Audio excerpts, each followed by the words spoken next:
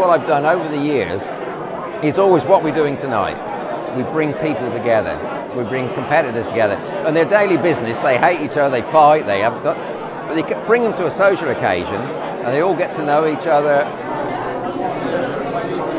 For somebody to be a managing director in the lighting industry for as long as he has is a remarkable achievement. And it's great that everybody's turning out for him tonight, and I'm sure he's going to have a wonderful evening.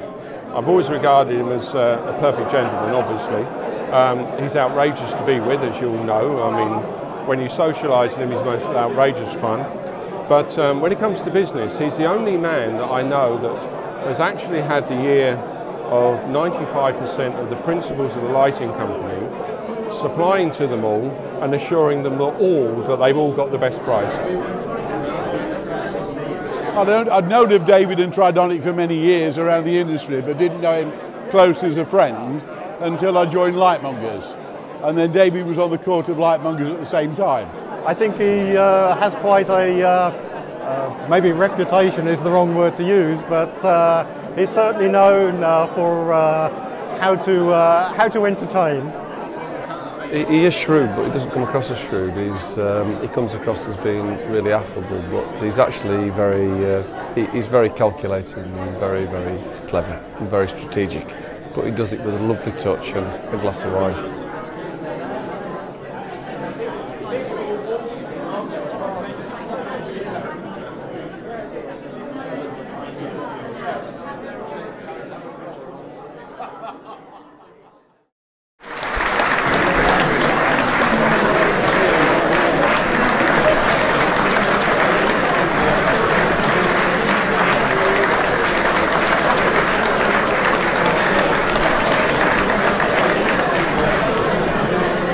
David has just been completely professional in every dealing I've ever had with him over those 28 years. Service.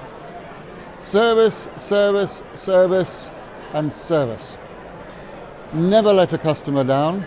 Too many suppliers over the years, if you think about it, it might have been no first, but with David it's tended to be yes and then sort it out. By training he's an electrical engineer and it doesn't show at all, because he knows diddly squat about electrical engineering. What he's been very clever on though, I think, is he embraced electronics. Electronics is the future, he saw that. He has a great vision of what's going forward. He has a truly analytical mind. He's able to look at the market, look at different aspects of the market and find the niche areas where no one else is targeting. And I think that's his skill. I think it's empathy with people more than anything else that makes David how he is and what's Tridonic what they are. And people talk about relationships and they talk about it being a people's industry.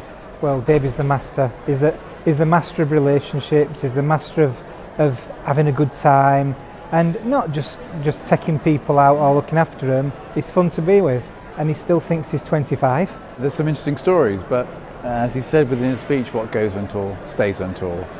And I wouldn't be one to repeat it. I'd love to tell a story about him, but I've just thought of 3 stories. 2000 rugby tour to France, I can't tell that story. 2001 to Dublin rugby tour, I can't tell that story. The year after skiing in Dornbirn, and I can't tell that story. So David, unfortunately, I'll have to come back and tell you a story about you another time. In the early days, Hanover, trying to get hotel rooms was absolutely horrendous. So there was many occasions we had the railway carriage backed up onto the lines and you were on carriage M, section 4, and that's where you slept in 8. And some of the times and the parties, what goes on tour stays on tour, but some very memorable times indeed, yes. There are things like we did in Hanover that are not, it's past the watershed period, okay, well we'll leave that. And that's some good times, you know. Oh, David, I mean, ultimately David's the captain of the ship and always has, you know, led from the front, and he'll be sadly missed. What David's built is, some call it an empire, some call it, you know, a tour de force, but really it's just a family. And all we do is just continue the ball rolling. You know, our success is not through what an individual does, it's what the actual company does. So we're very focused on customer service, very focused on doing what the customers need when they need to do it. And I believe that I went through the most, some people say horrendous interview process, for me it was something I relished, because when I walked in I knew exactly what we needed to do, which was continue the ball rolling, but be aware that the market's changing. I think we've all seen that. That's why I joined. I didn't want to join a market that was going to stand still, and I've joined a market that's very dynamic, and we've got to keep the core values the same, and then just step forward into this new beginning, but make sure that we never lose sight of that small unit somewhere in 35 years ago where we gave customers what they wanted, and that's my job, I guess.